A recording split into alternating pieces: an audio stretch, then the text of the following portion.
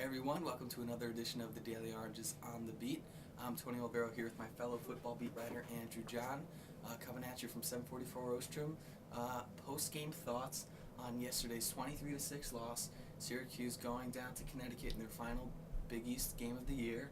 And I think just overall, to start it off, disappointment and frustration across the board for the Orange, but stemming from the offense. Another game here where the offense sputtered throughout, but I think it finally caught up to them, Andrew. And what's your take on that?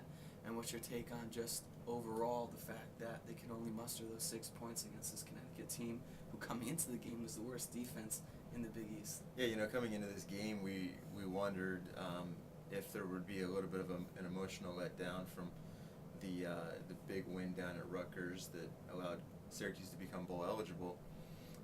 After the game, a lot of the players and coaches denied that there was a letdown. They said they were ready to go, but I think from the way that the offense especially performed and the defense and special teams also had some miscues, it's hard to buy into that. I think that there was a little bit of a letdown.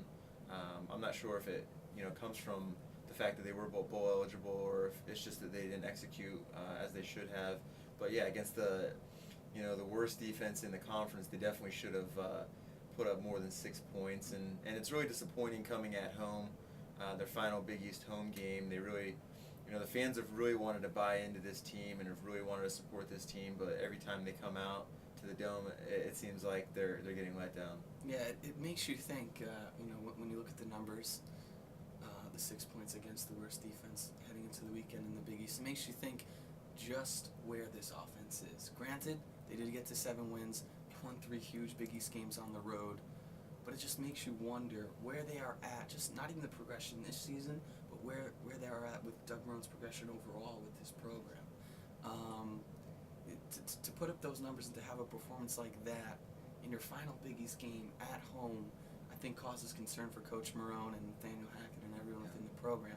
And I think we saw that with just how frustrated and how tight-lipped Coach Marone was yesterday in the press conference. He really didn't say too much about it, refused to say that it was the most frustrating loss of the year for SU, but it has to be a little bit of an element of regression. Do you see that at all with this offense? And why do you feel the regression perhaps has occurred? Well, I did talk to Hackett after the game a little bit, and one of the things he suggested is that he definitely didn't make any excuses. He said it was a lack of execution on their part. They really had a frustrating day. Some things that they thought they could get, they didn't get from this defense. Credit Connecticut for playing very, very solid defense. But he did remind me that the offense is still pretty young, with an exception of DeLon Carter and Ryan Bartholomew. Just about everyone else is still learning their role and still finding their way in this offense, which is still relatively new. So I think that does play a role in it. The offense really all season hadn't. It's never really shined like we initially thought it could, and maybe that is because they're a little bit younger and they're still learning the offense. But I think they're also they're just not able to take advantage of the opportunities they have, and I think that may be a lack of depth that they have. They're getting banged up here and there. It's towards the end of a long season, and maybe they're just they're not playing as well as they could be, and there's a lot of factors I think to go into that, and it might be a little bit of a regression. So yeah, you mentioned that it is a long season, and I think what we might see is in this one last game against BC, and then the bowl game out of this offense is they've played 10 games thus far. Everybody's still kind of in this basking in this bowl mode. They got to the bowl, but in these last 2 games, if the offense keeps playing this poorly, the taste it's going to leave in the program's mouth heading into next year is one of I feel just disappointment and not failure, but just how did this regression happen? Because if they play the way they did against Connecticut, against BC, they're not going to win. If they play that way in a bowl, who knows who it's against? With the Big East being so poor this season, it could be against a damn good team from another one of the Big Six conferences, and you just don't want to perform perhaps that way against the number 5 team, from whatever it is, the Big 12, the Big 10, or whatever it may be. So it'll be interesting to see just how low this offense sinks in these last 2 weeks, and if Coach Marone and Hackett have anything up their sleeves for the remainder of the year. I think it's also interesting when we start talking bowl. Syracuse is obviously going to be going to a bowl regardless of what happens this Saturday against BC. But aside from getting into a BCS bowl, which is now no longer a possibility, they have to be selected by a bowl to play there. And some of these other bowls we've discussed openly of them going to, other than the BCS bowl, they're not really looking like an attractive team. I don't see a lot of bowls wanting to say, let's go out and grab a team that scored 6 points against the worst defense in the conference, and in a conference that already has its fair share of critics. So it'll be interesting to see how that plays out. It might be the worst case scenario for this team where, before this weekend people were perhaps thinking, hey, maybe they could even go, maybe Orlando might pick them as the number 2 team if they can beat Connecticut. Now, with an offense that viewers is just painful to watch for a lot of fans, and with a team that might, just kind of skid to the end of the season here, people were counting maybe as the Pinstripe Bowl as the backup plan. But what if they lose these last 2 games and all of a sudden the Pinstripe Bowl, selects one of these other Big East teams, and now you're I think it's Birmingham, the number 5 bowl for the Big East. I think that would be the worst situation for SU, and I think it would be a big disappointment when looking back on the highs that were last week in some of these other road wins. We've harped on the offense, and obviously it was definitely the weakest point for the team this weekend. But all year, Coach Marone has mentioned the little things, and he felt that the team has done a good job with that, and that enabled the bowl clinching win against Rutgers. Saturday, the little things is exactly where and moments, not just for the offense, for the defense, and even special teams where they failed at. What do you perhaps attribute that to all the way this deep into the season? Yeah, that's another thing that's really tough to pinpoint, coming from a Syracuse team that has taken so many strides this season. Coming into the game, Connecticut had 31 fewer penalties on the season. I mean, that's astounding when you consider, we're already like 10 weeks, 11 weeks into the season, and they've been able to rack up that many more penalties than their opponent. And that's something I think that Syracuse has really struggled with this year, was the penalties, the little things.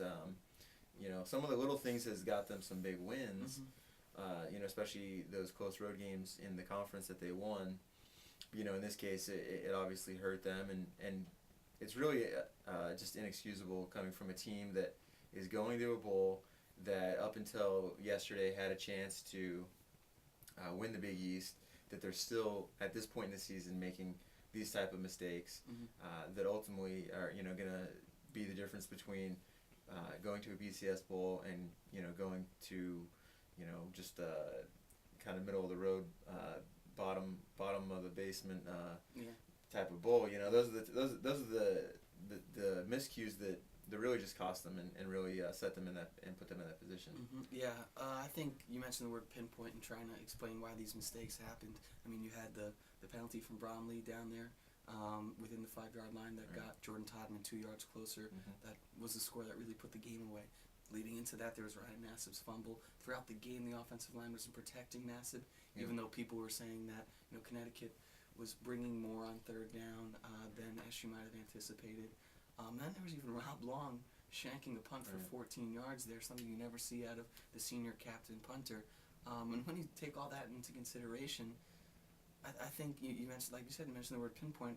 I think that's what you saw out of Coach Marone yesterday post-game, where he wasn't really delving too deep into a lot of questions when answering them. And I think it's because he himself is a little bewildered as to why his team went out overall and slipped up in those scenarios after an entire season where you do clinch a bowl like that. So I think he's a little confounded right now with what's going on with his team, and it's going to be interesting. Kind of, we'll wrap it up here, but it's going to be interesting when looking at for this program at least, the great fact that is they're going to get to this bowl. But truth be told, the way they are playing right now is perhaps as poor as they have played all season, especially offensively. And when they do get to that bowl game, if they keep playing this way offensively, just how ugly it might be. It was a poor win. It was a poor loss for the program yesterday, and I think no one felt that more than Marone after a year of huge strides. But we'll see what happens next week against BC. Yep. There's still one more opportunity to show your home fans, hey, we can beat a Division I single A team.